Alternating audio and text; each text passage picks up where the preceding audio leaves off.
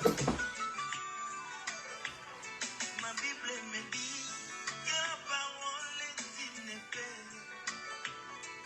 Quand elle pénètre, elle partage l'âme et l'esprit. Attriste l'homme et produit la repentance. Et comme une épée, elle fait aussi couler le sang. C'est la vraie circoncision. L'ancienne vie est passée et l'homme devient une nouvelle créature. La mauvaise vie, le mauvais désir de la chair sont anéantis par la puissance de la parole.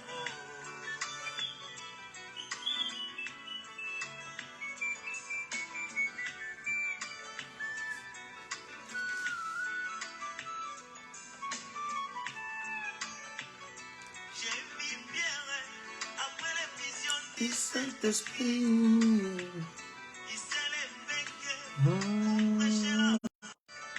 Et ma Bible met pourquoi pas dans notre temps ils l'ont rendu bien, mais l'incrédulité Christ, vous êtes.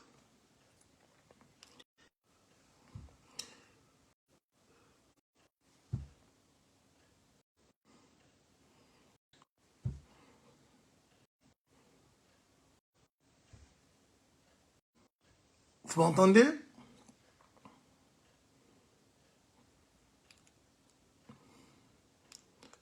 Parce qu'il y a quelqu'un qui insiste avec son appel,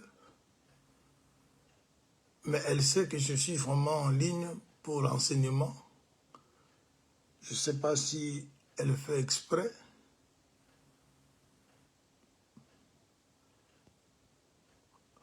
Shalom.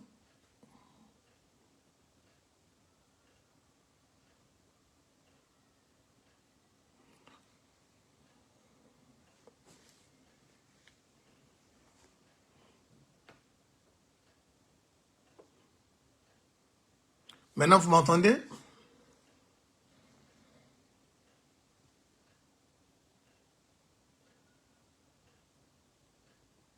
Ok, que Dieu vous bénisse. Que la grâce et la paix du Seigneur soient à votre partage. Nous bénissons l'Éternel pour sa grâce, sa bonté, sa fidélité. Il a accepté encore que nous revenions au-devant de lui et surtout autour de sa table. Nous avançons avec notre programme de prière. Que Dieu vous bénisse. Vous qui êtes là dans ce programme depuis le début. Et le Seigneur continue à nous visiter. Et nous avançons également avec notre enseignement. Nous prenons rapidement le livre de Genèse. Nous prenons le chapitre 7 de Genèse. Chapitre 7, j'ai lu les 3 premiers versets. Nous continuons avec la conservation de la race. L'Éternel dit à Noé, entre dans l'arche, toi et toute ta maison, car je te vis juste devant moi parmi cette génération. Tu prendras auprès de toi 7 couples de tous les animaux purs, les mâles et sa femelle, une paire des animaux qui ne sont pas purs, le mâle et sa femelle, 7 couples aussi des oiseaux du ciel, mâle et femelle, afin de conserver la race en vie sur la face de toute la terre. Car c'est encore 7 jours que je ferai pleuvoir sur la terre, 40 jours et 40 jours et 40 nuits, et j'exterminerai de la face de la terre tous les êtres que je fais. Noé exécuta tout ce que l'Éternel lui avait ordonné. Voilà. Que la grâce du Seigneur nous soit attribué pour que nous saisissions quelque chose de très important dans notre exhortation de ce matin. Nous parlons toujours de la race et de la conservation de la race. On ne peut pas retourner en arrière. Vous avez les audios, vous avez des vidéos de ce que Dieu a parlé hier ou dans d'autres séances. Mais aujourd'hui, nous voulons comprendre pourquoi il y a eu le mélange de couples impires et de couples pires. Déjà, on a expliqué hier le pourquoi du couple. Tous ceux qui sont entrés dans l'arche étaient que couples. Commençant par les hommes, les animaux, les oiseaux, tout était couple. Alors ça, on l'a expliqué hier, que les choses de Dieu, c'est les choses du couple. Vous avez vu ce que le Seigneur nous a expliqué par rapport au livre d'Apocalypse chapitre 22. Et c'était merveilleux ce que le Seigneur avait fait comprendre à son peuple. Maintenant, la question qui nous reste à nous poser, ou nous nous posons encore une autre question, pourquoi ces mélanges-là? Il y a les animaux pires et les animaux impires. Pourquoi Dieu devait mélanger les impires avec le pire? Cependant, au début de la création, lorsque la lumière s'est manifestée, parce que nous avons dit que la race de Dieu, c'est la lumière, c'est l'esprit, c'est l'amour, ainsi que la parole. D'après les Écritures que nous avons lues hier, Dieu est esprit, Dieu est amour, Dieu est lumière et Dieu est la parole. Et cette race qu'on doit conserver, c'est la parole, car la parole c'est l'amour, car la parole c'est l'esprit, car la parole c'est la lumière.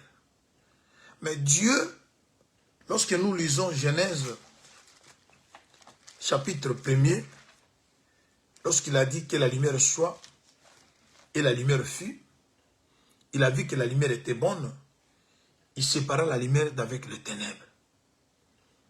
Mais comment Dieu, qui sépare la lumière d'avec les ténèbres, nous savons que la lumière, bien aimé, il y a cette personne, dans son appel, sinon ça va couper. Vous m'entendez là? Est-ce que vous m'entendez pas si vous m'entendez?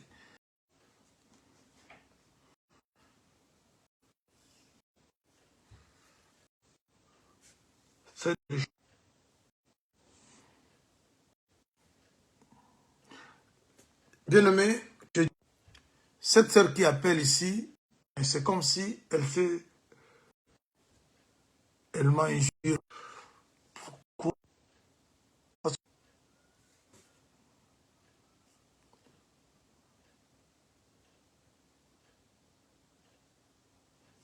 C'est pas possible.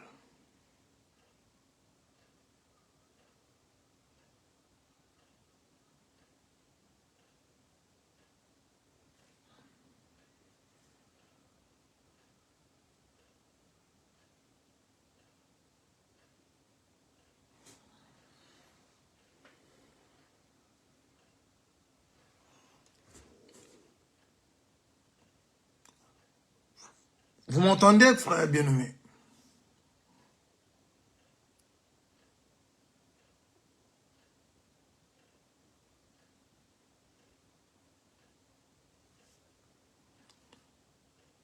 Est-ce que vous m'entendez?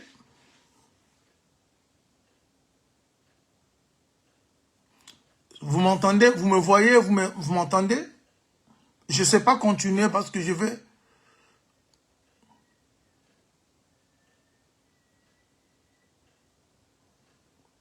Bien-aimé, faites-moi signe si vous m'entendez. Si vous m'entendez, faites-moi signe.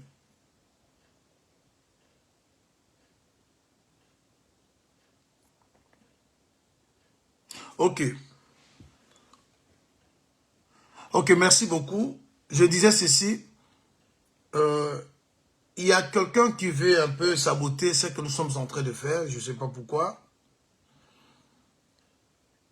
J'étais hier, sans savoir la raison, une sœur qui m'a envoyé un message, je ne sais pas. Il m'a traité d'un hypocrite sans savoir la raison. Elle a dit beaucoup de choses. Alors, je n'ai pas réagi. Et ce matin, elle se réveille avec l'idée de déranger le service. C'est pour cela qu'elle appelle à l'heure de l'enseignement. C'est une manière de saboter ce que nous sommes en train de faire. Mais je sais que le Seigneur sait le pourquoi de ça. Alors que Dieu la protège, que Dieu la bénisse. Et nous prions Dieu de l'aider à pouvoir se calmer là où elle est. Pour qu'elle nous laisse un peu le temps d'écouter des choses qui nous aident à avancer avec le Seigneur. Alors, je disais ceci, chers bien-aimés. Noé, Dieu l'a choisi comme un juste à son époque. Il lui a donné la mission de construire l'arche pour que celle-ci soit le lieu de refuge pour sa famille. Et il a construit l'arche. Dieu lui a dit d'entrer dans l'arche. Et Dieu a dit, il faut que ceux qui vont entrer dans l'arche soient composés, de ceux qui entreront, les personnes soient composées de couples. On a vu Noé lui-même était avec sa femme, un couple. On a vu également les enfants de Noé étaient de couple et les animaux qui étaient entrés. La raison, c'était pour conserver la race. Alors, c'est là, on a expliqué ça hier par la grâce du Seigneur. Et maintenant, nous voulons comprendre comment Dieu peut mélanger les impires aux pires. Il a voulu que Noé rassemble 7 couples des animaux pires et à côté de ce couple, un autre couple des animaux impires. Alors, pourquoi ce mélange? Cependant, Dieu n'aime pas le mélange. Nous avons vu la race de Dieu que nous sommes appelés à conserver. C'est quoi? C'est la lumière parce que Dieu est lumière. C'est l'esprit parce que Dieu est esprit. C'est l'amour parce que Dieu est amour. Et c'est la parole parce que Dieu est la parole. Alors, dans le livre de Genèse chapitre 1, Dieu a souhaité la présence de la lumière lorsqu'il disait que la lumière soit et la lumière fut. Et la lumière, lorsqu'il s'est manifesté, Dieu a vu que la lumière était bonne, il a séparé la lumière d'avec les ténèbres. Il n'a pas permis que la lumière soit ensemble avec les ténèbres. Alors, si la lumière c'est la race de Dieu, on de continuer avec son dérangement, je sais qu'on appelle, sinon ça va couper. Mais elle est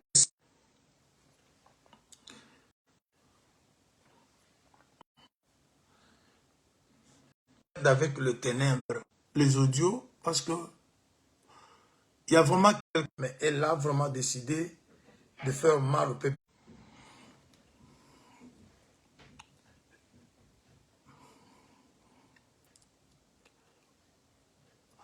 Ok. J'ai bloqué le numéro de la personne. Peut-être on aura de la paix pour faire. Voilà. En tout cas, toutes mes excuses, chers bien-aimés. Que le Seigneur Dieu nous vienne en aide. Je ne sais pas si vous m'entendez là maintenant.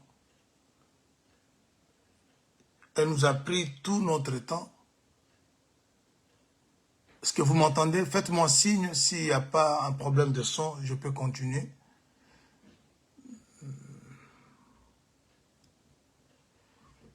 Juste un petit signe pour que je sois rassuré que vous m'entendez. Merci beaucoup, que Dieu vous bénisse. Alors, je disais ceci. Nous voulons que Dieu vous bénisse, bien-aimés. Que Dieu vous bénisse. Nous avons voulu expliquer le pourquoi de ces mélanges. Mais lorsque nous sommes dans 2 Corinthiens chapitre 9, lorsque vous lisez le verset 14,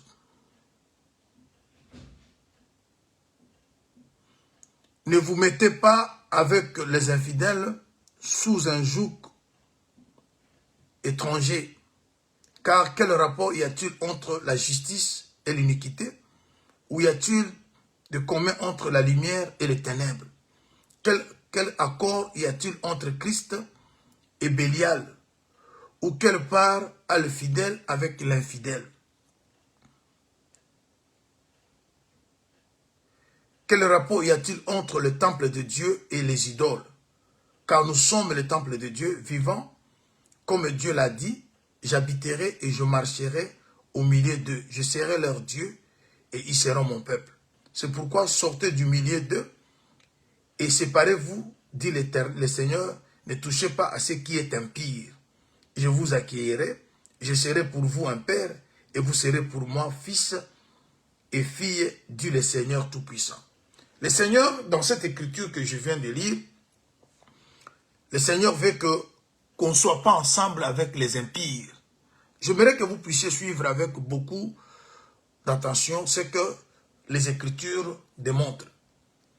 Il n'y a pas un rapport entre lumière et ténèbres. Dieu, c'est la lumière. Ce qu'on doit conserver comme race, c'est la lumière. Dieu est esprit. Ce qu'on doit conserver, c'est la vie spirituelle. Dieu, c'est la parole. Ce qu'on doit conserver, c'est la parole. Et Dieu est amour. Ce qu'on doit conserver, c'est l'amour. Alors maintenant, il nous est dit dans cette écriture, quand vous arrivez au verset 17 du chapitre 2 de 2 Corinthiens, on dit, c'est pourquoi sortez du milieu d'eux et séparez-vous, dit le Seigneur, ne touchez pas à ce qui est impie. Mais Noé était pire. Ses enfants étaient pires. Les animaux pires ont été recueillis à ses côtés. Mais Dieu prend encore les animaux impurs, il le mélange avec le pire. Cependant, sa parole nous dit de se séparer de ce qui est impur. Et c'est ce que nous voulons maintenant expliquer. Pourquoi est-ce que Dieu se contredit? Lui qui ne veut pas qu'on soit avec les impurs, mais lui-même nous amène les impurs dans l'arche. Est-ce que quelqu'un comprend? Et c'est cela, c'est que nous allons par la grâce du Seigneur essayer de comprendre. Comme nous avons toujours dit, dans les mouvements des Écritures, il se cache la vie. On doit conserver l'amour, on doit conserver la lumière, on doit conserver l'esprit, on doit conserver la parole. On doit conserver la pureté. Parce que nous prions que Dieu crée à nous un cœur pur. Mais comment le même Dieu qui veut que nous nous séparions de ce qui est impur, il va demander à Noé d'ajouter dans l'arche un couple des animaux impurs. C'est-à-dire tous les animaux qui étaient couples dans l'arche avaient aussi un couple impur de son espèce. Par exemple, si vous avez un couple des animaux purs, et 7 couples des animaux purs, Dieu a voulu aussi qu'il y ait un couple des animaux impurs. Le temps me manque pour que je vous présente ce qui était considéré comme impur dans Lévitique et ce qui était considéré comme pur.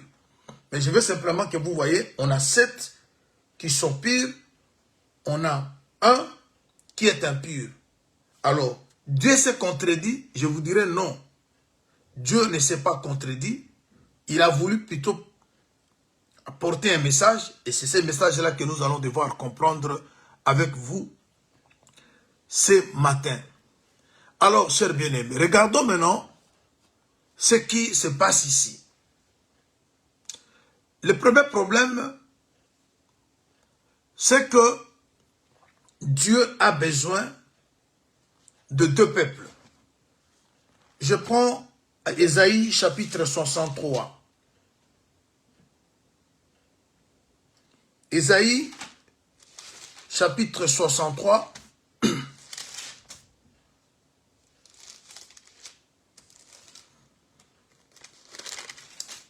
Je suis au verset 16. Tu es cependant notre Père.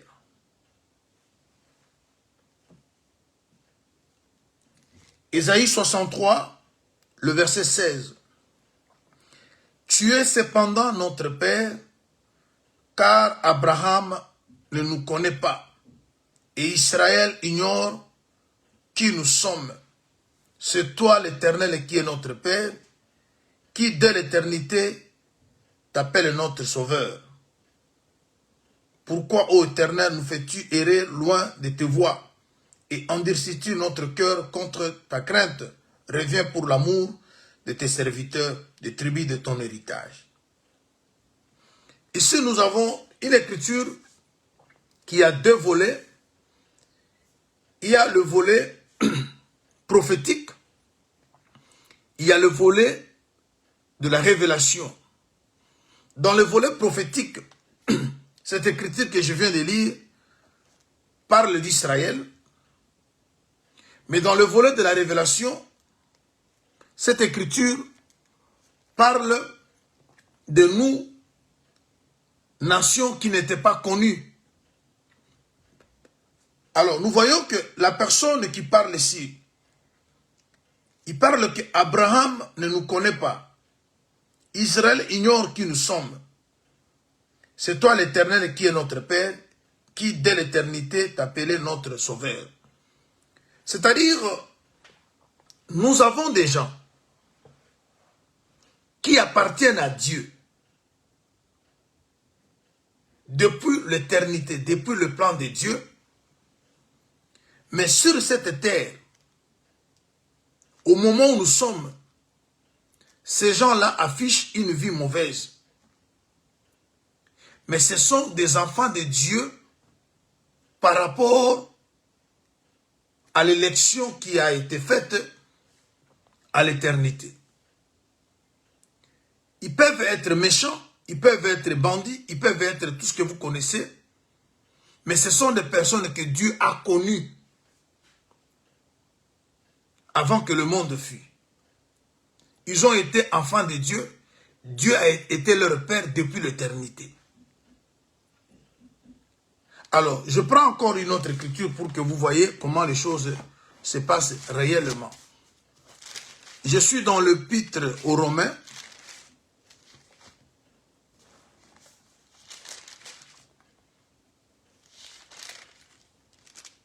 Romains, je suis au chapitre 8.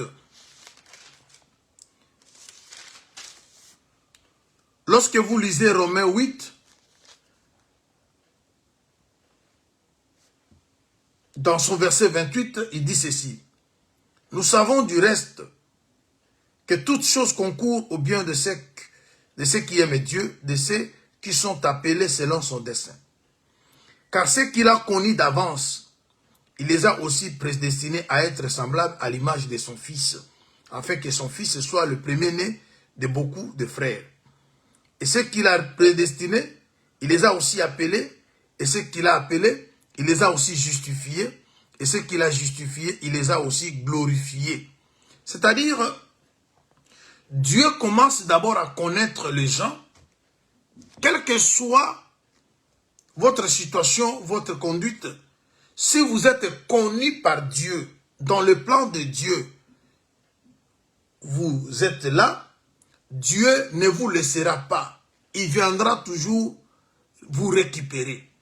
C'est-à-dire ce qui se passe ici, dans l'histoire de cet couple pur Et un couple impur, ça va vous donner 8 couples. Parce que le problème ici, nous sommes dans le chiffre 8. Ceux qui doivent être sauvés, ils doivent être au nombre de 8. Or, le chiffre 8, c'est un chiffre qui parle de l'éternité. Comment chiffre 8 parle de l'éternité? Le chiffre 8, c'est un chiffre qui parle le retour au commencement. C'est-à-dire la semaine a 7 jours. Et lorsque vous avez 7 jours, vous avez une semaine.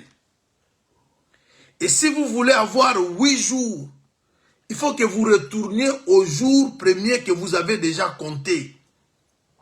C'est ainsi que Dieu va parler à Abraham que lorsque l'enfant sera né, à l'âge de 8 jours, l'enfant va être circoncis. C'est-à-dire la circoncision qui va se faire le 8e jour, c'est pour ramener l'homme au commencement. Voilà pourquoi le chiffre 8, c'est un chiffre qui parle du retour à l'éternité, du retour au commencement.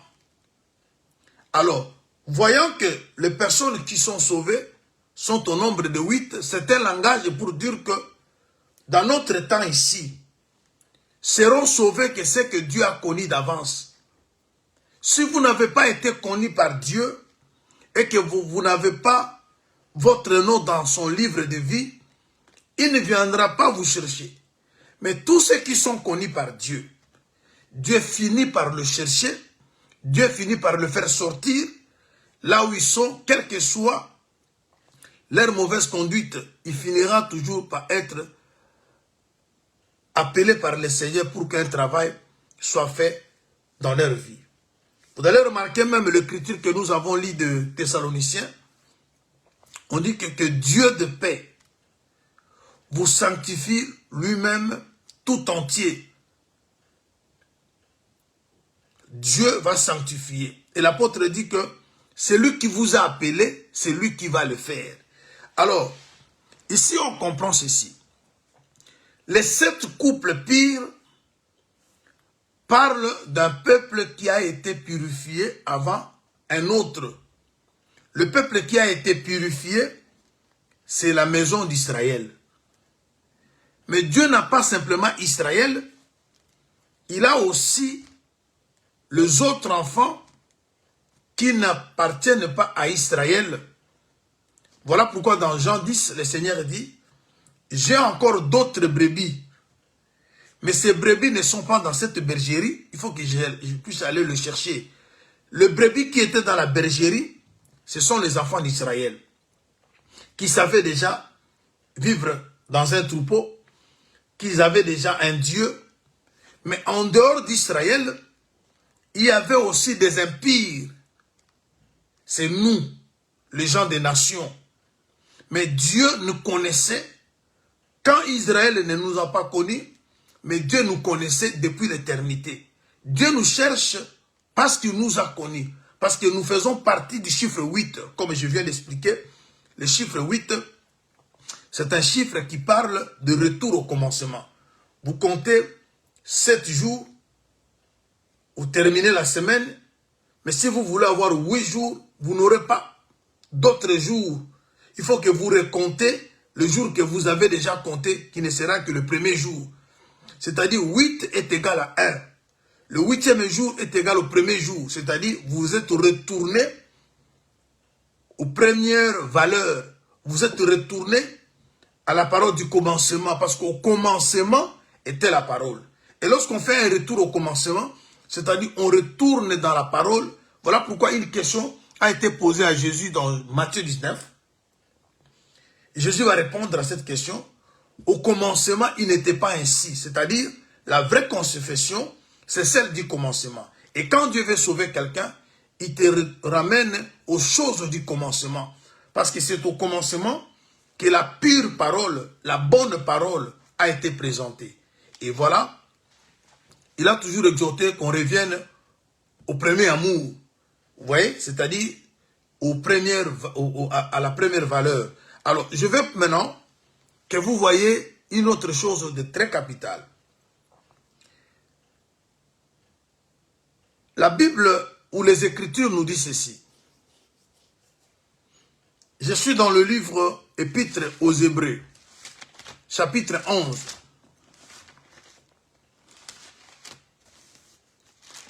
Chapitre 11.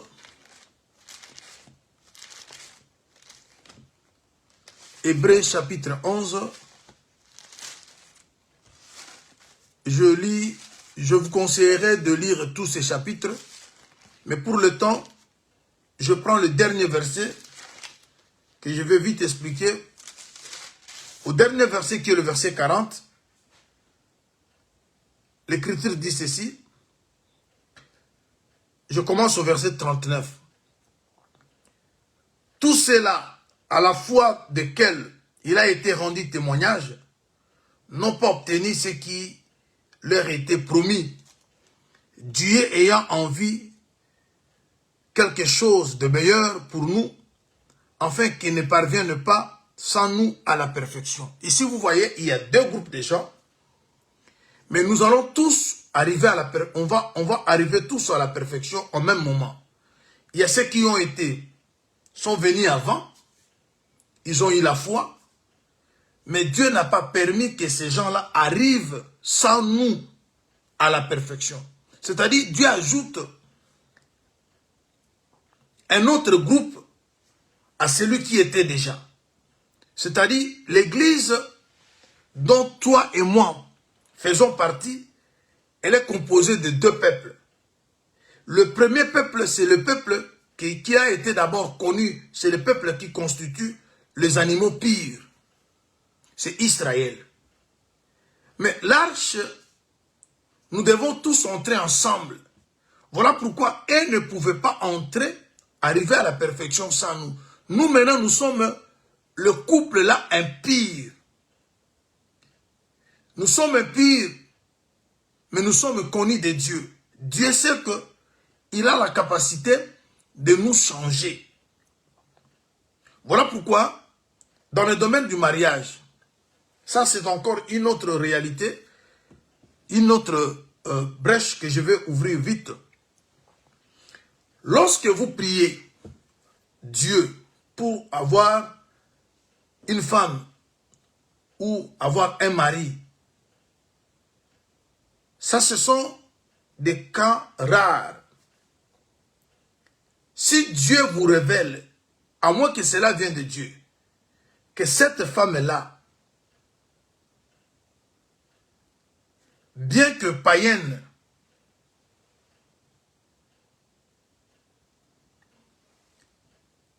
elle est votre femme,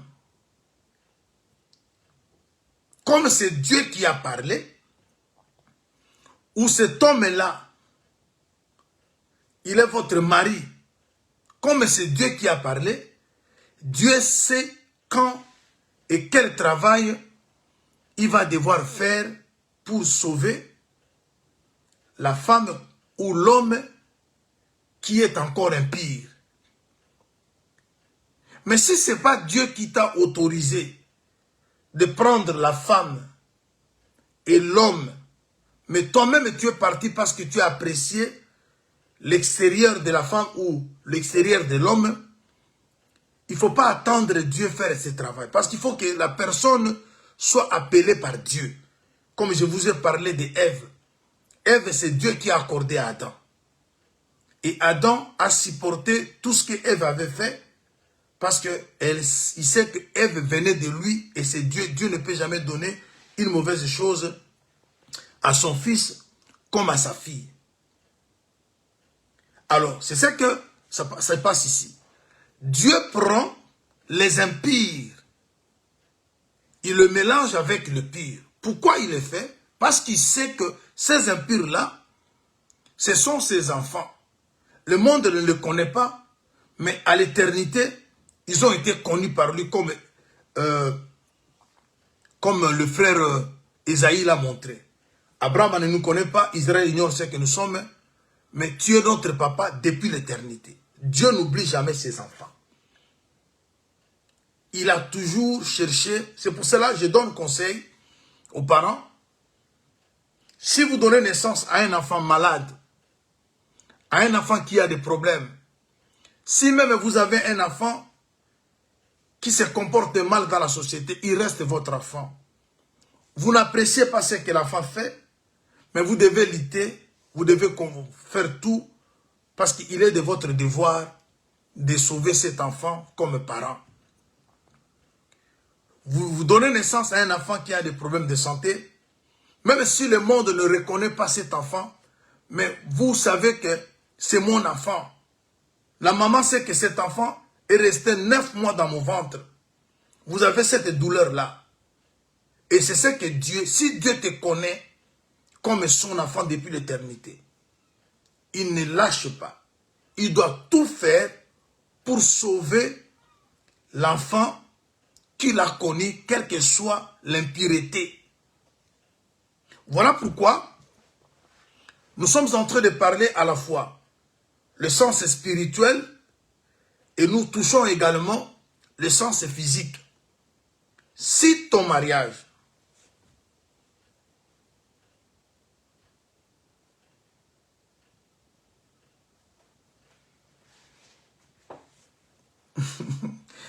alors, le Seigneur va toujours chercher à faire à ce que la personne qui est son fils, mais qui vit dans l'impureté, soit ramenée pour un travail.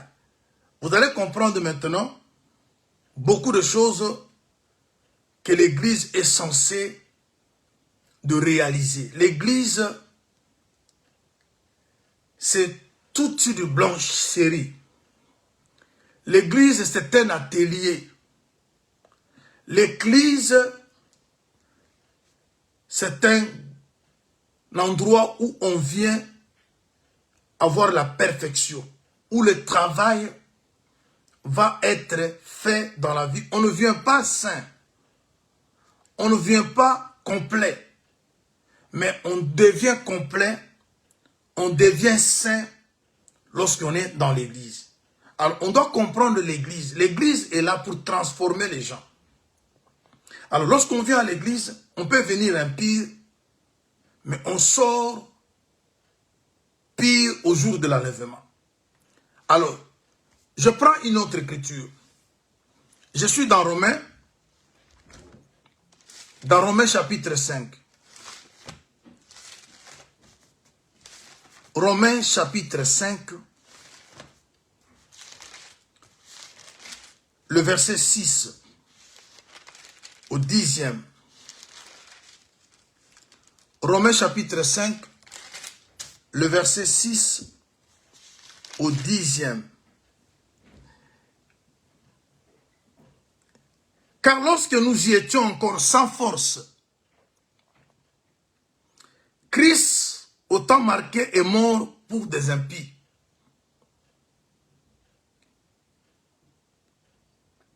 À peine mourrait-on pour un juste.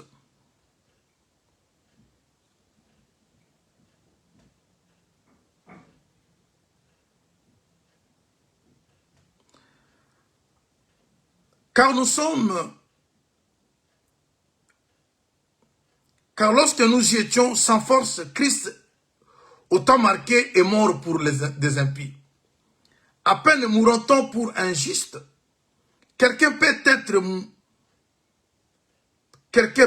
mourrait pour un homme de bien, mais Dieu prouve son amour envers nous. On sait que lorsque nous y étions encore des pécheurs, Christ est mort pour nous. À plus forte raison, donc maintenant que nous sommes justifiés par son sang, serons-nous sauvés par lui de la colère. Car si lorsque nous y étions ennemis, nous avons été réconciliés avec Dieu par la mort de son Fils. À plus forte raison, étant réconciliés, serons-nous sauvés par sa vie. Et non seulement cela, mais encore nous nous glorifions en Dieu par notre Seigneur Jésus-Christ, car qui maintenant nous a obtenu la résurrection. C'est pourquoi, comme par un seul homme, le péché est entré dans le monde, et c'est par le péché la mort, et qu'ainsi la mort s'est étendue sur tous les hommes, parce que tous sont péchés. Vous voyez? Ici, l'apôtre explique que lorsque nous y étions sans force, Christ était déjà mort. Je dis à quelqu'un, bien-aimé, la croix de Jésus a eu lieu il y a cela plusieurs années. Cette mort de la croix, cette mort-là de Jésus à la croix, était faite pour toi, pour moi. Moi qui vis, toi et moi qui vivons dans le péché. Il suffit que nous reconnaissons l'œuvre de la croix. Nous avons le pardon de nos péchés. Dieu nous appelle comme les impies. Mais lorsque nous entrons dans l'arche, nous serons plus impies. C'est-à-dire, c'est ça que je suis en train d'expliquer. Les 7 couples pires, c'est la maison d'Israël. Mais quand Jésus vient dans Jean 10, il dit, j'ai encore d'autres brebis, mais qui ne sont pas dans la bergerie, qui sont des brebis égarées. Mais bien qu'égarées, bien qu'en dehors de la bergerie, le Seigneur le reconnaît, ses brebis à lui. Alors, il dit qu'il faut que j'aille le chercher. C'est-à-dire, les 7 couples avaient aussi leur frère, qui est le couple impie. Voilà pourquoi Dieu, il sait que ce couple-là impie, j'étais mort pour... Et je vais vous faire voir la mort qui a précédé l'entrée dans l'arche. Parce que le bois avec lequel on a fait l'arche, c'est tout un homme. Pour qu'on arrive à construire l'arche, l'arbre a souffert. Ces bois-là de gopher avec lesquels on a construit l'arche, c'est le Seigneur Jésus-Christ qui était abattu. Parce que vous n'arrivez pas à construire une maison avec du bois si vous ne coupez pas le bois. Et lorsqu'on coupe le bois,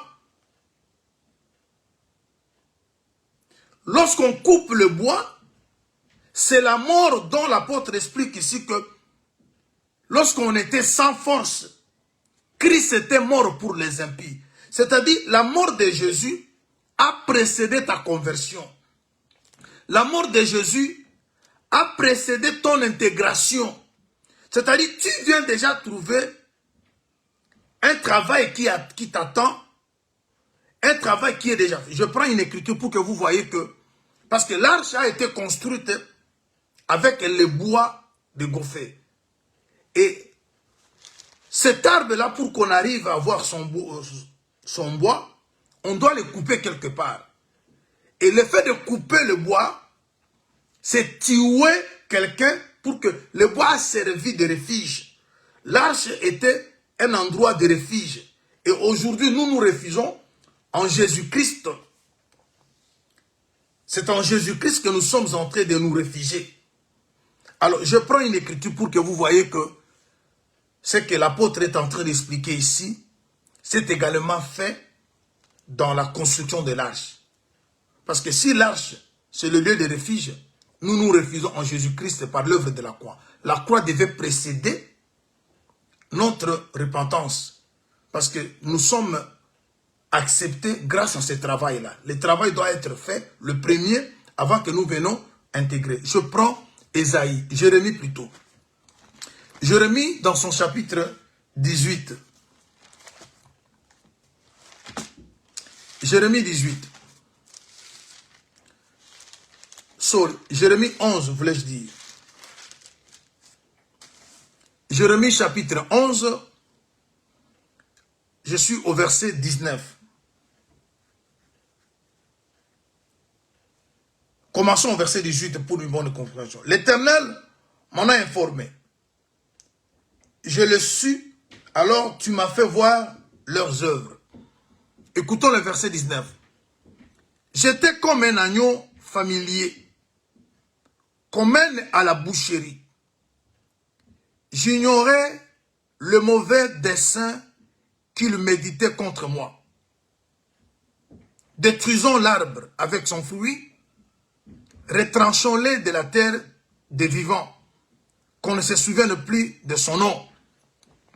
Ici, le prophète Jérémie nous parle d'un arbre et d'un agneau. L'animal et l'arbre se rencontrent dans une pensée.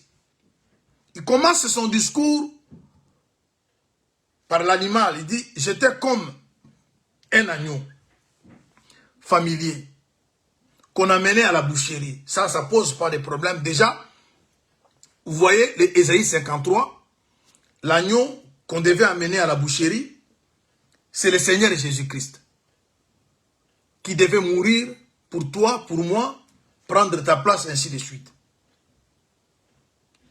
Le prophète ajoute, j'ignorais le mauvais dessein qu'il méditait contre moi. Lorsqu'on amène à la boucherie, il ne savait pas ce qu'on compte faire sur lui. Mais directement, le langage du prophète change. Au lieu de parler de l'animal, il dit, au parti B, plutôt à la partie B, il dit, détruisons l'arbre avec son fruit. Retranchons-les de la terre des vivants et qu'on ne se souvienne plus de son nom.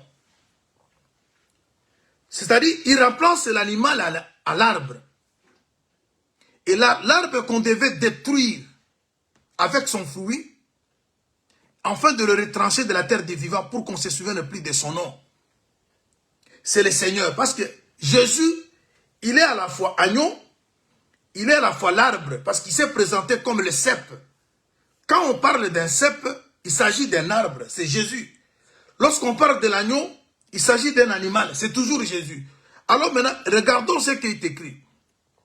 Vous savez, Jésus, on cherchait à le tuer, pourquoi? Les œuvres de Jésus, le miracle, son enseignement attirait les gens. Les gens, ça vidait les camps des pharisiens. Et on voulait le tuer pour qu'on parle plus de lui. Et c'est ce qui est expliqué dans cette prophétie. Détruisons l'arbre avec son fruit. Vous savez, le fruit, c'est les œuvres. Les œuvres de Jésus étaient vraiment éloquentes. Les gens abandonnaient les pharisiens à cause de ce que Jésus faisait. Parce qu'ils voyaient en Jésus une doctrine différente à celle des pharisiens. Il chassait les démons, le miracle s'opérait, il prêchait la vérité, il censurait. Alors ça dérangeait. Alors ils ont voulu mettre la main sur lui pour le tuer. Alors le prophète ici ne parlait pas de lui-même. Rappelez-vous de la question qu'avait posée Unique Éthiopien à Philippe. De qui parle le prophète? De lui-même ou d'une autre personne dans Actes chapitre 8. Alors ici vous voyez déjà que l'arbre, c'est tout un homme. Alors lorsqu'on demande à Noé de prendre l'arbre, le bois de gopher, ça venait d'un arbre. Et cet arbre devait être coupé. Et lorsque Noé coupait l'arbre pour que cet arbre aide à la construction de l'arche, c'était même la mort que le frère Paul explique que lorsque nous étions sans force, Christ était mort pour nous. C'est-à-dire, les impies sont venus trouver déjà l'arche construite. C'est-à-dire, comme nous sommes là, la prédication de la croix existe déjà.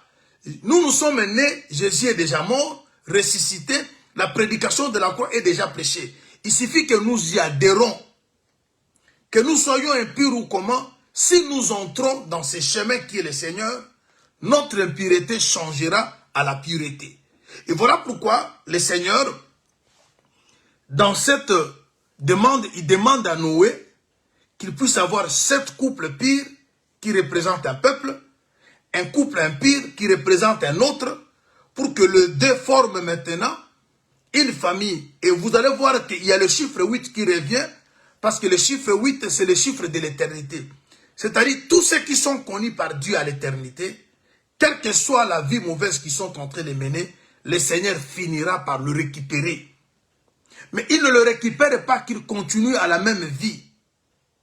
Je prends un autre témoin.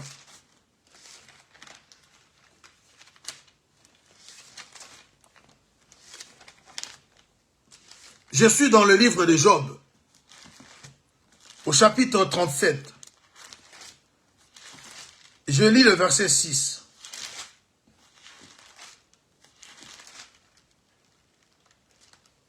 C'est pour cela, l'apôtre Paul, lorsqu'il a exhorté aux mariés dans 1 Corinthiens 7, il a dit,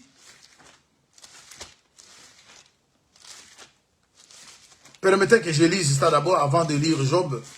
1 Corinthiens, chapitre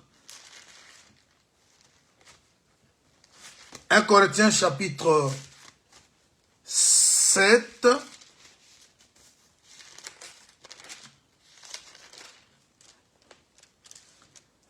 1 Corinthiens chapitre 7, écoutons ce que l'apôtre dit.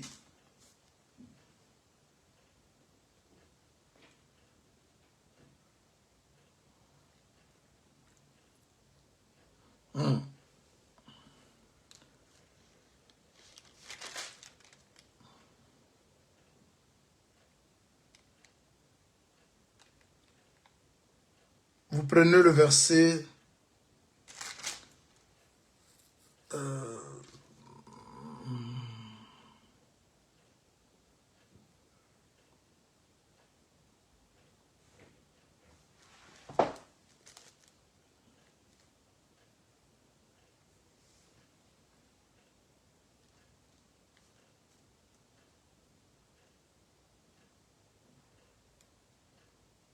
Je commence au verset 28.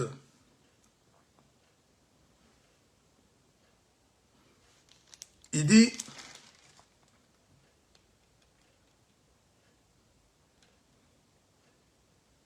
commençons au verset 24. Que chacun, frère, demeure devant Dieu dans le temps où il était, lorsqu'il était appelé.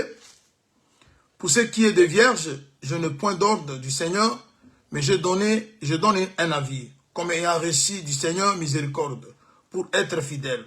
Voici donc ce que j'estime bon. À cause des temps difficiles qui s'approchent, il est bon à un homme d'être ainsi. Es-tu lié à une femme, ne cherche pas à rompre ses liens. N'es-tu pas lié à une femme, ne cherche pas une femme. Si tu t'es marié, tu n'as point péché. Si la Vierge se marie, elle n'a point péché. Mais ces personnes auront des tribulations dans la chair.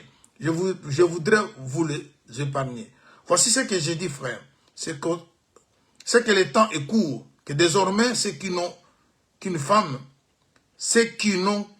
soient comme ne n'ayant pas. Ceux qui pleurent comme ne pleurant pas. Ceux qui se réjouissent comme ne se réjouissant pas. Ceux qui achètent comme ne possédant pas. Et ceux qui usent du monde comme n'usant pas, car la figure de ce monde passe. Or, je voudrais que vous soyez sans inquiétude. Celui qui n'est pas marié s'inquiète des choses du Seigneur, des moyens de plaire au Seigneur. Celui qui est marié s'inquiète des choses du monde, le moyen de plaire à sa femme. Il y a de même une différence entre la femme, la vierge, ainsi de suite.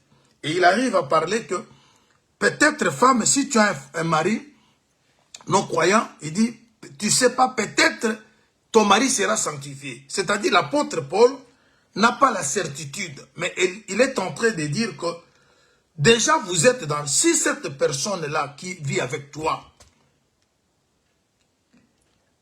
cette personne est parmi les impies connus par Dieu. Parce que tous les impies ou les impires ne seront pas sauvés. C'est que les impies qui sont dans l'arche. Parce que dans le monde, il y a aussi des impies qui sont restés. Mais ce groupe-là qu'on a pris, c'est le groupe qui va subir une transformation. Vous êtes déjà dans le mariage avec une femme, avec un homme. Et le mariage s'est fait conformément à la parole de Dieu. Et vous remarquez que l'homme ou la femme ne vit pas la parole de Dieu. La Bible nous a interdit de répudier l'homme comme la femme. À moins que le non-croyant lui-même décide de partir ou de refuser l'homme. Mais si le non-croyant ne refuse pas l'homme ou la femme, celui qui est enfant de Dieu doit continuer à vivre avec cette personne. Par lui ou par elle, le non-croyant ou la non-croyante peut changer. C'est-à-dire, et pour que ce non-croyant ou cette non-croyante change, il faut qu'il soit un impie connu par Dieu. Il faut qu'il soit un enfant de Dieu que Dieu a connu à l'éternité. Parce que vous ne pouvez pas être parmi les 8 si vous n'avez pas été connu par Dieu. Parce que le chiffre 8, j'insiste, c'est le chiffre qui parle de l'éternité. Tous ceux qui ont été à l'éternité finissent par se convertir. Il peut être bandit aujourd'hui, il peut être mauvaise femme aujourd'hui, il peut être mauvais mari aujourd'hui, mais comme c'est un enfant de Dieu, d'après le plan, il a été connu par Dieu, Dieu fera que cette personne change. Mais son changement sera dans l'arche. Il faut qu'il entre d'abord dans l'arche. Et c'est dans l'arche que son changement va être manifesté.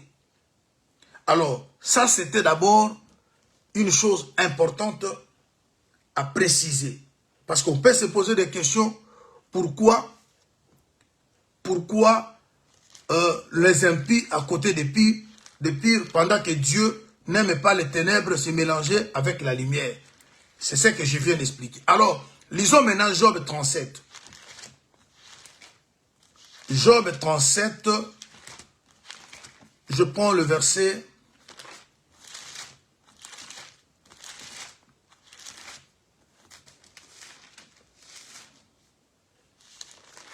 37, je prends le verset 6.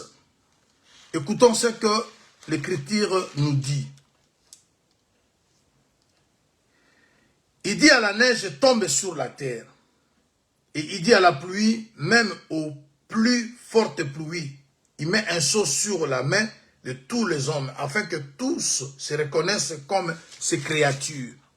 L'animal sauvage se retire dans une caverne et se couche dans sa tanière. L'ouragan vient du midi, le froid, le vent du nord. Par son souffle, Dieu produit la glace.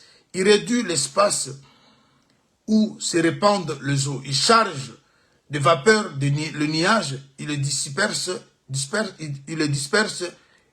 et étincelle, il disperse étincelant. Leur évolution varie selon le dessein, pour l'accomplissement de tout ce qu'il leur donne sur la face de la terre habitée. C'est comme une verge dont il frappe la terre, et comme un signe de son amour, il les fait apparaître. Ici, quand vous lisez, la conclusion, c'est quoi? La pluie, Dieu l'utilise comme un fouet. La pluie, Dieu l'utilise comme une verge pour frapper la terre. Et la pluie de 40 jours, de 40 nuits, c'était le jugement, c'était le fouet de Dieu.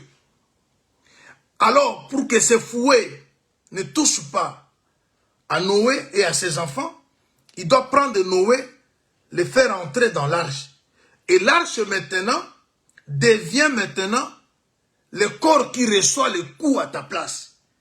Et c'est ça, Ésaïe 53, le châtiment qui nous donne la paix est tombé sur Jésus. C'est-à-dire, les 40 jours de pluie sont 40 coups de fouet. Dieu a fouetté l'arche à la place des hommes. C'est-à-dire, le Seigneur Jésus-Christ, qui représente l'arche, il a été frappé pour toi et pour moi. Voilà pourquoi Romain dit, lorsque nous y étions sans force, Christ était mort pour nous. C'est ainsi que les impies ont part dans l'arche parce que le Seigneur a pris leur place. Il est mort à notre place. Maintenant, la question qu'on se pose. Dieu nous fait entrer dans l'arche pour quelle cause, pour quelle fin?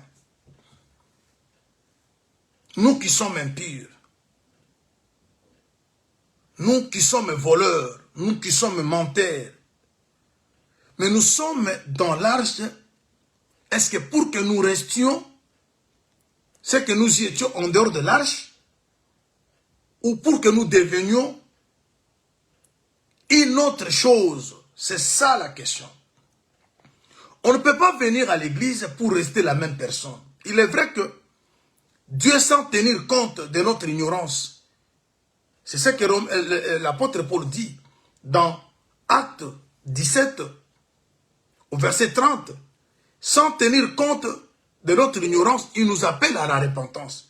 C'est-à-dire, Dieu t'accueille, quel que soit le dégât que tu as commis, quelle que soit la vie mauvaise, quel que soit le mauvais comportement, mais Dieu attend en toi une repentance. Tu ne peux pas rester toujours la même personne. Dieu veut que tout notre être, esprit, âme et corps, soit conservé irrépréhensible. Il nous a acceptés comme ça. Bandits, escrocs, impolis, tout ce que nous sommes. Il a même donné mariage. Il y a des sœurs qui craignent Dieu. Il y a des frères qui craignent Dieu, mais ils ne trouvent pas de femmes. Il y a des sœurs qui n'ont pas de mariage. Mais Dieu peut prendre une femme impolie, il lui donne le mariage. Ce n'est pas pour que cette femme demeure toujours impolie. Dans l'arche, on ne demeure pas ce qu'on a été. Il prend un garçon, un frère impudique, il te donne le mariage. Ce n'est pas pour que tu demeures impudique.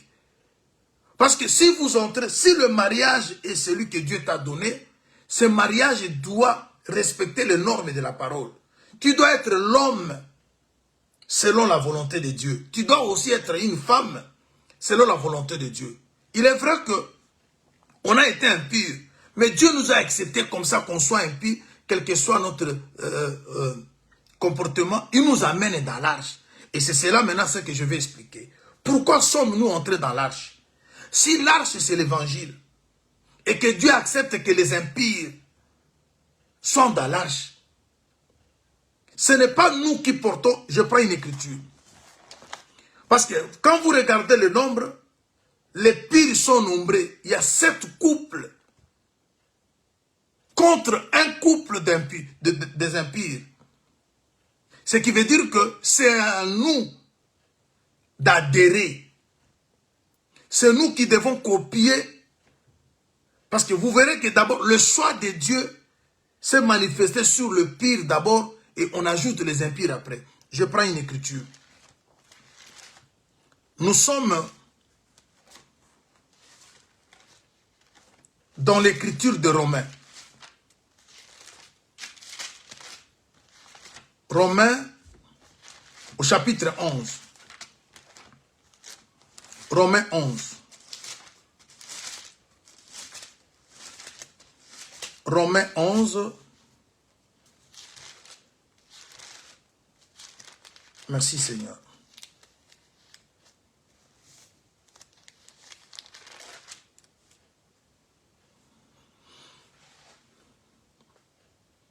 Je suis au verset 11. 11. Je dis donc, est-ce que c'est pour tomber qu'ils ont bronché? Loin de là. Mais par leur chute, le salut est devenu accessible aux païens, afin qu'ils soient excités à la jalousie. Aussi leur chute a été la richesse du monde, et leur amoindrissement, la richesse des païens. Combien plus en sera-t-il ainsi qu'ils se convertiront tous? Je vous le dis, à vous, païens, à vous, impires. En tant qu'apôtre des païens, je glorifie mon ministère, afin s'il est possible d'exciter la jalousie de ceux de ma race, et d'en sauver quelques-uns. Car si leur misère, et plutôt leur mise à l'écart, a été la réconciliation du monde, quelle sera leur réintégration, sinon le passage de la mort à la vie? Or, si les prémices sont saintes, la masse l'est aussi. Et si la racine est sainte, les branches les sont aussi. Mais si quelques-unes de branches ont été retranchées, si toi qui étais un olivier sauvage, tu as été greffé à leur place et rendu participant de la racine nourricière de l'olivier, ne te glorifie pas aux dépens de ces branches. Si tu te glorifies, sache que tu n'es pas toi, ce n'est pas toi qui portes la racine, mais c'est la racine qui te porte. Tu diras donc les branches, ainsi de suite. Ça, c'est très profond. Pour notre information à nous tous, il y a eu d'autres animaux pires qui sont restés en dehors de l'arche. À la place de ce couple-là impur, Dieu pouvait ajouter un autre couple pur qu'il a laissé en dehors de l'arche. Ici, qu'est-ce qui se passe? Ce n'était pas notre place. Mais Dieu nous prend, il nous met à côté de pire. Ce n'est pas nous qui portons la racine. C'est la racine que nous portons. Dieu n'a pas tenu compte de tout ce que notre vie. Il nous a pris. Il y avait déjà un peuple dans la bergerie. Nous sommes venus s'ajouter. Lorsqu'on s'ajoute, c'est nous. Ce n'est pas nous qui portons. Nous sommes venus trouver les gens qui existent déjà. Dieu avait déjà un peuple. Voilà pourquoi l'apôtre explique dans Ephésiens 2, 20, vous êtes édifiés sur l'enseignement des apôtres et des prophètes. Nous venons trouver déjà l'enseignement. Ce n'est pas à nous de créer la roue. Le mariage, Dieu a déjà parlé du mariage avant notre conversion. Dieu a déjà parlé comment doit se comporter une femme, un homme vis-à-vis de son paternel. Alors, lorsqu'on s'engage au mariage, on n'a pas à créer. Si vous êtes enfant de Dieu, votre mariage est déjà expliqué dans la parole de Dieu. Parce que vous n'êtes qu'un seul couple impie. Face à cette couple pire, vous n'êtes rien, mais Dieu nous a fait grâce. Nous trouvons déjà les apôtres et les prophètes qui sont reconnus des fondements. Nous sommes entrés dans l'évangile que Paul a prêché. Nous sommes entrés dans l'évangile que Pierre a prêché.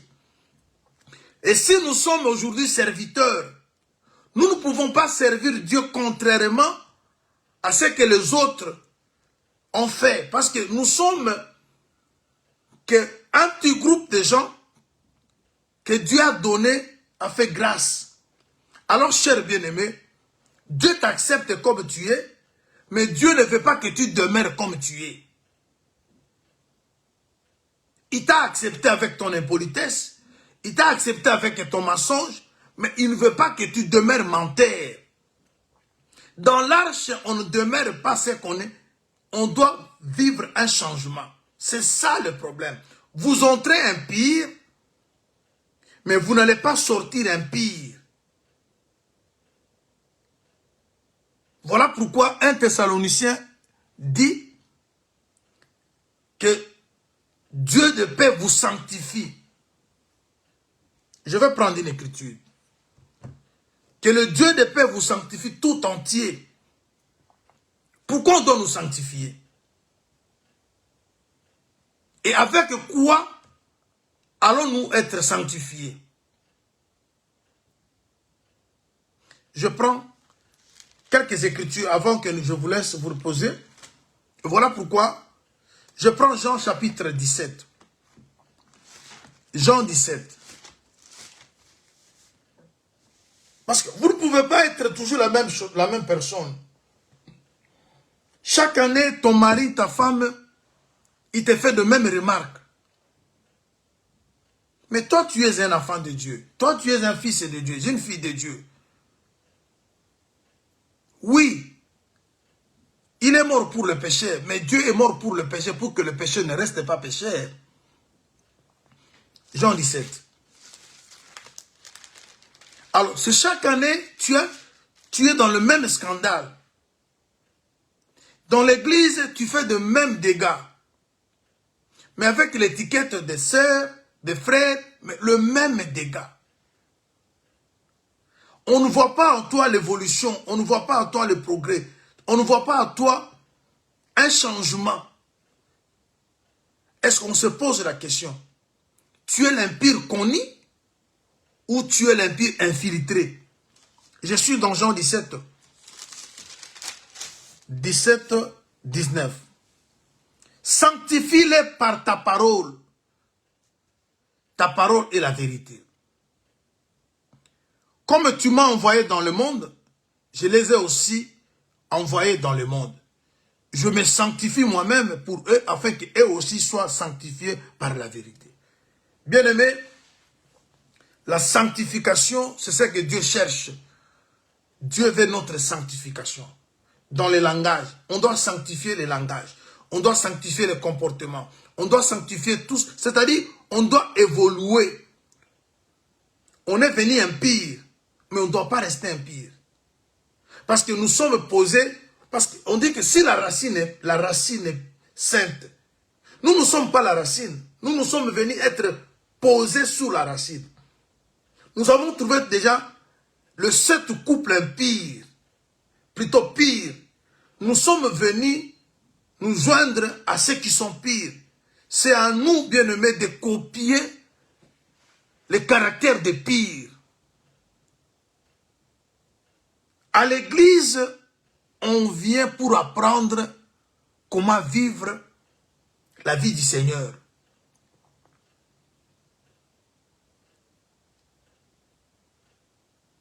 À l'église, on ne vient pas pour rester ce qu'on a toujours été. Si tu as été connu hier avec un tel titre, mais quand tu es dans l'église, il faut que les gens voient que non, un travail est fait. Voilà pourquoi nous sommes dans la prière. Nous prions que Dieu crée à nous un cœur pur, renouvelle à nous un esprit bien disposé. Nous voulons avoir un esprit, une âme et un corps qui demeure irrépréhensible au jour de sa venue. Mais il est difficile pour que nous le fassions nous-mêmes. Mais c'est lui qui nous a appelés. Les animaux impurs ne sont pas venus d'eux-mêmes. Les animaux impurs sont venus par l'appel de Dieu, par la bouche de Noé. Il a dit à Noé, prends. Dieu qui t'a fait entrer dans les choses, il veut voir en toi comme en moi un changement. Et regardons, chers bien-aimés. Je suis dans Éphésiens.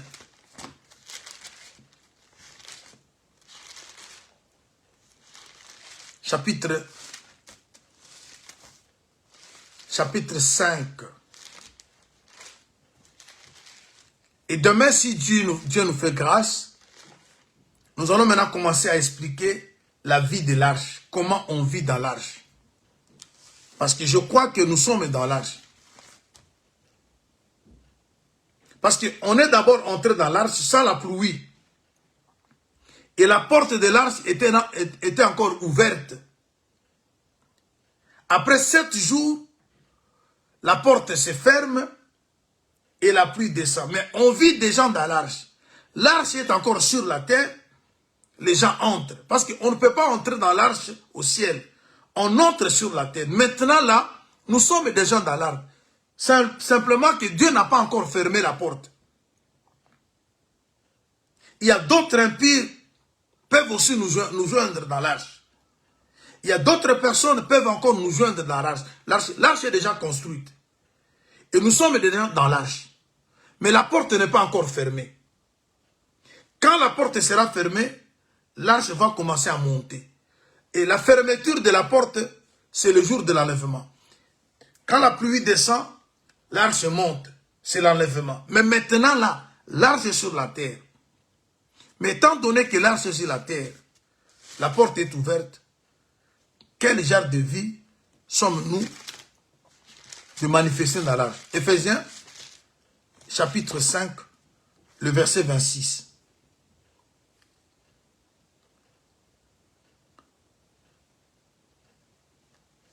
Je commence au verset 25. Marie, que chacun aime sa femme comme Christ a aimé l'Église et s'est livré lui-même pour elle, afin de la sanctifier, en la purifiant, en la lavant par l'eau de la parole. Il est certes que nous venons sales, mais Dieu a la mission de sanctifier, de purifier, de laver par l'eau de la parole. La parole que nous écoutons, c'est pour apporter un changement. C'est pour changer notre manière de vivre dans le couple, dans la société, partout où nous sommes. On a été connus dans beaucoup de comportements mauvais, mais Dieu n'a pas tenu compte de tout ça. Il t'a accordé la grâce.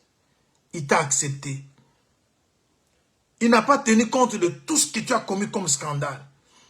Mais ce qui est un peu regrettable, nous ne voulons pas changer, mais nous voulons toujours brandir que nous sommes dans l'arche. Vous, vous êtes des groupes de prière, vous êtes des Bitouloukou. Mais nous qui sommes dans la vraie parole, quelle est la vie que nous manifestons? Quel est le changement que nous sommes en train de produire?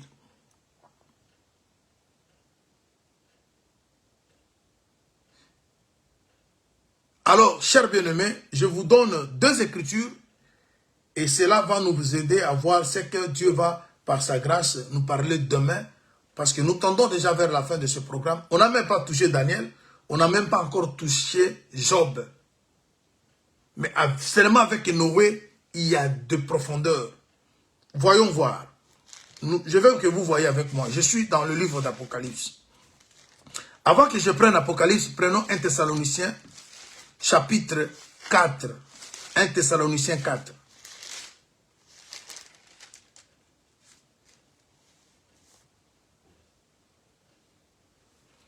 « 1 Thessaloniciens 4. Je commence au premier verset. Au reste, frères, puisque vous avez appris de nous comment vous devez vous conduire et plaire à Dieu. Vous voyez? Parce que vous êtes des animaux impurs qui ont rejoint les animaux pires. Vous devez apprendre auprès des pires. Ici, l'apôtre parle. Puisque vous avez appris de nous comment vous devez vous conduire et plaire à Dieu. Et cela, c'est que vous faites. Nous vous prions et nous vous conjurons au nom du Seigneur Jésus de marcher à cet égard de progrès en progrès. C'est-à-dire, la vie chrétienne, c'est une vie d'évolution. On apprend comment plaire à Dieu par les apôtres. Parce que les apôtres font partie de cette couple pire. Parce qu'ils ont été juifs. Ruth a appris auprès de Naomi comment faire pour gagner le cœur de Boaz. Ruth, c'est la Moabite, c'est la nation païenne. Elle vient en Israël. La personne qui l'amène, qui la reçoit, c'est Naomi. Et on est fondé, Ruth est fondée sur l'enseignement de Naomi. C'est Naomi qui doit montrer à Ruth ce qu'elle doit faire pour qu'elle soit la femme de Boaz. Vous voulez être la femme du Seigneur. Vous voulez appartenir au Seigneur. Mais c'est par les enseignements des apôtres. Toute conduite, tout ce que nous faisons, c'est enseigné par les apôtres. Le verset 2. Vous savez en effet quel précepte nous vous avons donné de la part du Seigneur Jésus. Et ce que Dieu veut. C'est ce que Dieu veut. Le précepte que nous vous avons donné de la part de Dieu, nous avons donné de la part de Dieu. Ce que Dieu veut. C'est votre sanctification. C'est que vous vous absteniez de la débauche. C'est que chacun de vous sache posséder son corps dans la sainteté et dans l'honnêteté, sans vous livrer à une convoitise passionnée comme font les païens qui ne connaissent pas Dieu. Il y a des païens qui connaissent Dieu et il y a des païens qui ne connaissent pas Dieu. Les païens qui connaissent Dieu, ce sont les impires qui sont entrés dans l'arche. Parce qu'il y a d'autres impires qui sont restés en dehors de l'arche et ne connaissent pas Noé. Et n'ont pas écouté la prédication de Noé. Mais les impires qui sont dans l'arche, ils sont différents des impires qui sont restés en dehors de l'arche. Parce que les païens sont toutes nations en dehors d'Israël. Et toutes les nations en dehors d'Israël ne connaissaient pas Dieu. Mais Dieu a permis à quelques-uns de gens venant des nations de connaître ces dieux. Ils sont païens, mais des païens qui connaissent Dieu. Vous êtes les impires qui connaissent Dieu, qui connaissent Noé. Alors, vous devez maintenant vous adapter à la vie des animaux pires que vous avez trouvés dans l'arche. Et c'est ça, c'est que la parole. Dieu veut notre progrès. Il veut voir notre évolution. On est menteur aujourd'hui. Demain, on n'est plus menteur. On reste en train de combattre contre une autre chose. Mais on ne peut pas rester statique. Tous les jours, on a toujours le même comportement. Non, on doit avoir une évolution. Il avance. Sans vous livrer aux convoitises passionnées comme font les païens qui ne connaissent pas Dieu. C'est que personne ne nuise envers son frère de fraude et de cupidité dans les affaires parce que le Seigneur tire vengeance de toutes ces choses. Choses comme nous vous l'avons déjà dit et attesté. Car Dieu ne nous a pas appelés à l'impureté, mais à la sanctification. Celui donc qui rejette ces préceptes ne rejette pas un homme, mais Dieu qui vous a aussi donné son esprit. Dieu ne nous a pas appelés à l'impureté. C'est-à-dire, vous êtes impur, oui. Mais le souci de Dieu, la fin de son travail, il veut que tu ne sois plus impur. Il ne t'a pas appelé à l'impureté. Tu ne dois pas être là en train de nous brandir ton côté mauvais. Moi, on ne blague pas avec moi. Moi, un homme ne peut pas monter sur ma tête. Moi, une femme ne peut pas... Non, c'est pas ça que le Seigneur attend de nous. Dieu ne nous a pas appelés à l'impureté. Dieu nous a appelés à l'évolution vers la sanctification. On doit vivre un progrès. Il est vrai que nous étions impurs, mais l'arche nous a acceptés. Et dans l'arche, il y a une vie qui s'impose.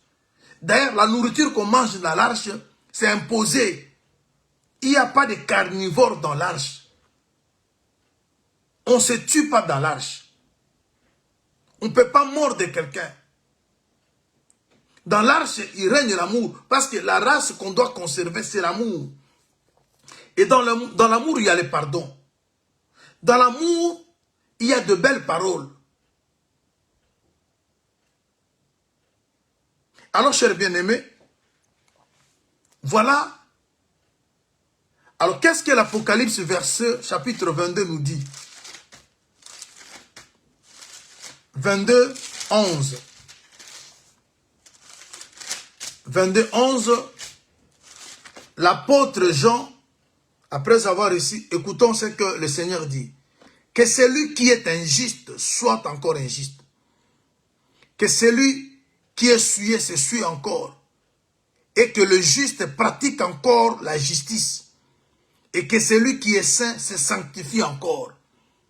Vous voyez, Dieu nous appelle à la sanctification progressée. Posons-nous maintenant la question.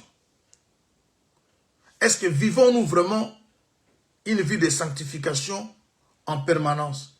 Est-ce que cela est même notre souci d'être sanctifié? Comment évoluons-nous dans nos couples?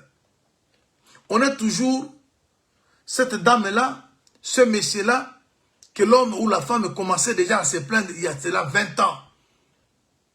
Vous avez un enfant, vous avez des enfants qui ont totalisé 23 ans, 24 ans, mais toujours le même remarque depuis le début de votre mariage. Où la femme se plaint, où l'homme se plaint de ton comportement. Est-ce que vous avez vraiment le soubassement que nous appelons la verdure comme un lit? Est-ce que nous pensons, nous voyons que l'enlèvement, vous savez bien aimé dans le Seigneur, beaucoup rateront, n'iront pas à l'enlèvement à cause de tout ce que nous sommes en train de faire ici. Alors, voilà un peu bien aimé dans le Seigneur, si Dieu nous accorde la vie, demain, nous allons toucher un autre élément très important parce que l'arche n'a pas été un endroit où on devait vivre comme on voulait. Je vous donne un peu une écriture et on reviendra demain pour expliquer, pour que vous voyez que bien que vous êtes dans l'arche, mais vous n'êtes pas encore arrivé. Parce qu'il y avait une porte, il y avait aussi une fenêtre. Et la fenêtre s'est placée au niveau supérieur. Mais voyons ce qui était dans l'arche. Je suis dans Genèse chapitre 6. Le Seigneur va dire à Noé, il nous montre comment l'arche va être construite.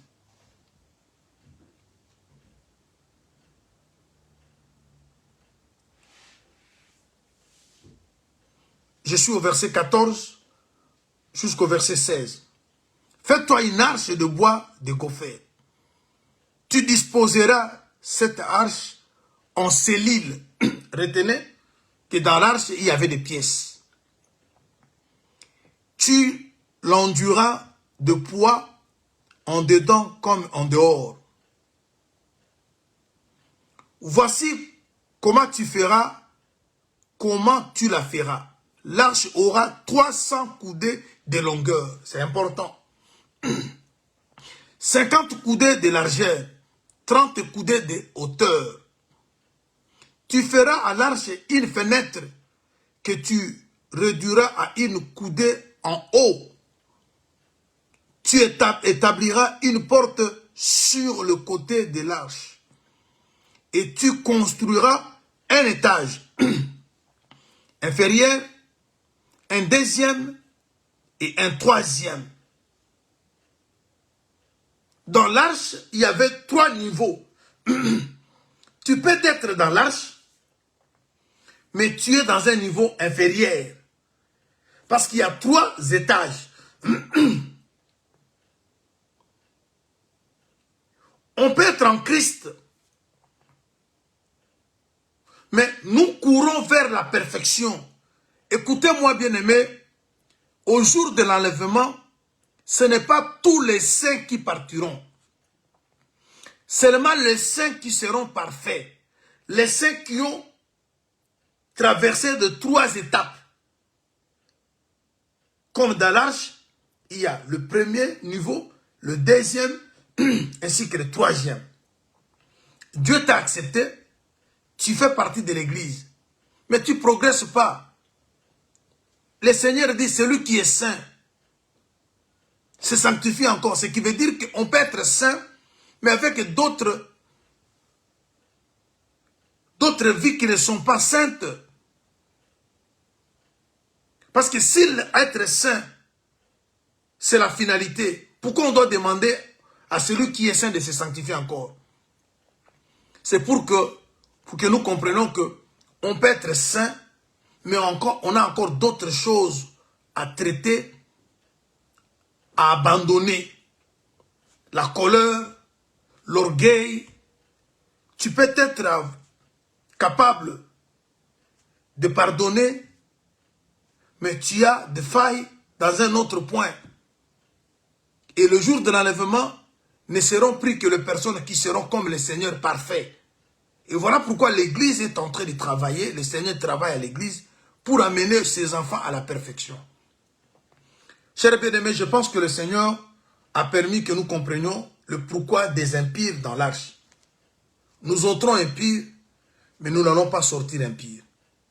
Et parce qu'il y a un travail qui s'est fait dans l'arche, il faut que nous allons de progrès en progrès. C'est-à-dire, il faut que nous montions des degrés. Il faut que nous quittions la partie inférieure, nous partons au deuxième et jusqu'au troisième. Il faut que nous atteignions la perfection. Il faut que nous puissions remporter sur la colère. Il faut que tout ce qui est contraire, que chacun regarde tout autour de lui. Et nous allons retourner dans la prière. À 10 heures ici, nous allons pleurer.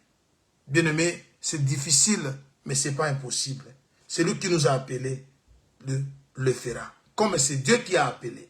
Il a dit à Noé que les impurs entrent. Noé n'est que le prédicateur. Et à travers la parole, nous avons cru, nous sommes entrés dans l'arche. Dieu va nous aider. Et voilà, nous voulons le supplier, qui nous aide. Qu'on ne reste pas toujours impur, qu'on voie comment se comportent les animaux pires. Que nous soyons aussi pires comme eux. Que nous soyons comme les apôtres. Que nous soyons comme les prophètes. Parce que nous sommes édifiés sur leur enseignement. Que nous écoutons Naomi pour que nous soyons la femme de Boaz. Alors bien-aimés, soyez bénis. Que la grâce et la paix du Seigneur soient votre partage. Et nous allons nous retrouver à 10 heures pour la prière. Parce qu'on avance déjà. D'ici vendredi, on va terminer ce programme. Priez pour nous, priez pour les hommes de Dieu. Vous voyez tout ce qui se passe. Et nous comprenons que l'ennemi n'aime pas ce que nous sommes en train de faire. Mais soutenons-nous dans vos prières. Prions pour les serviteurs qui servent au milieu de nous, le modérateur, que Dieu visite leur foyer et leur famille. Parce que beaucoup de serviteurs sont vraiment menacés de plusieurs manières pour qu'ils soient déstabilisés à ne pas servir. Et la prédication qui est prêchée est en train de bouger les esprits. Nous avons des combats qui se soulèvent de par-ci par-là. Et priez pour les hommes de Dieu, pour les serviteurs, les chantres qui sont au milieu de nous, les modérateurs. Soutenons-nous réciproquement parce que nous sommes en train de bénéficier d'un message important. Et le géant, le héros, les esprits mauvais commencent à s'agiter pour perturber et l'ambiance qui règne au milieu de nous, pour décourager les enfants de Dieu, pour combattre les serviteurs. Alors, nous avons besoin de vos soutiens et pour que le Seigneur nous vienne en aide. Soyez bénis au nom de Jésus-Christ.